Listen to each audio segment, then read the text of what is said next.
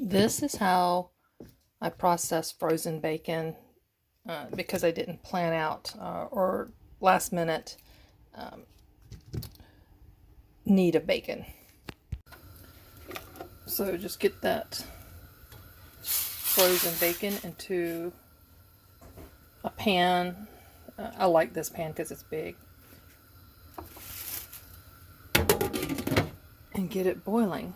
And I will come by and try to separate it to get it thawed out and heat it up faster. Still pretty frozen. It didn't take long for the water to thaw. So get it faster to get it separated. And don't throw the water away because you'll throw the fat away. You want to save that fat. It is good for cooking and in cornbread.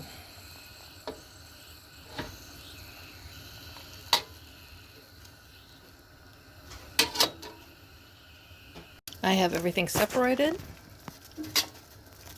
and somewhat stretched out.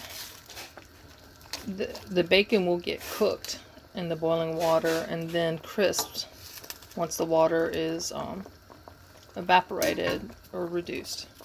I poured off most of the liquid, left a little bit to finish, and reduce the temperature, and I'll reduce the temperature some more.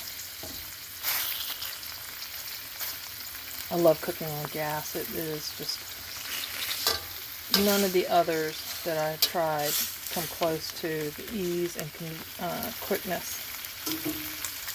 And liquid gold there. And I normally like my bacon pretty, but this is all going to end up chopped up into bits or or just snacked on. So it took, gosh, depending on how much water you add. I added too much water, and then reducing it down at the end. Do need a splatter screen. I could have, at the point where I took the water out, taken each strip and laid it on a pan and finished it off slow in the oven. I didn't feel like doing that because I didn't need pretty bacon. And that's it. Thanks for joining me. Be a blessing and be blessed.